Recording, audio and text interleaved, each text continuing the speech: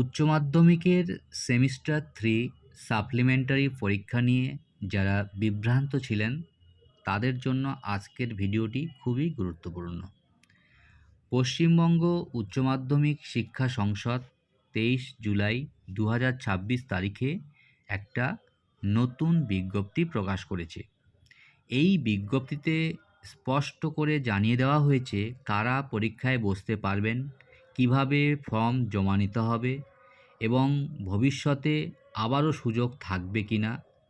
চলুন পুরো বিজ্ঞপ্তিটা সহজ বাংলায় বুঝে নেওয়া যাক। সংসদ জানিয়েছে সেমিস্টার 3 সাপ্লিমেন্টারি এক্সামিনেশন 2027 নিয়ে বিভিন্ন স্কুলের প্রধান শিক্ষক, শিক্ষিকা এবং ছাত্রছাত্রীদের মধ্যে অনেক প্রশ্ন ও বিভ্রান্তি তৈরি হয়েছে। সেই বিভ্রান্তি দূর করার জন্যই এই নতুন নোটিফিকেশন জারি করা হয়েছে। এবার একে একে গুরুত্বপূর্ণ বিষয়গুলো দেখে নেওয়া যাক। প্রথম গুরুত্বপূর্ণ বিষয়, যে সমস্ত ছাত্রছাত্রী সেমিস্টার 3 সাপ্লিমেন্টারি এক্সামিনেশন 2027-এ বসার যোগ্য তাদের অবশ্যই কাউন্সিলের আগের বিজ্ঞপ্তি অনুযায়ী এনরোলমেন্ট ফর্ম জমা দিতে হবে। অর্থাৎ শুধু পরীক্ষায় বসার যোগ্য হলেই হবে না, নির্ধারিত নিয়ম মেনে এনরোলমেন্ট ফর্ম জমা দেওয়া বাধ্যতামূলক। দ্বিতীয় গুরুত্বপূর্ণ বিষয়, যাদের আবেদন বৈধ হবে তারা কাউন্সিলের ওয়েবসাইটে আগে থেকেই প্রকাশিত রুটিন অনুযায়ী সেমিস্টার 3 সাপ্লিমেন্টারি এক্সামিনেশন 2027-এ অংশগ্রহণ করবেন। অর্থাৎ পরীক্ষার রুটিন নতুন করে প্রকাশ করা হচ্ছে না, আগে যে রুটিন প্রকাশ করা হয়েছে সেই রুটিনই কার্যকর থাকবে।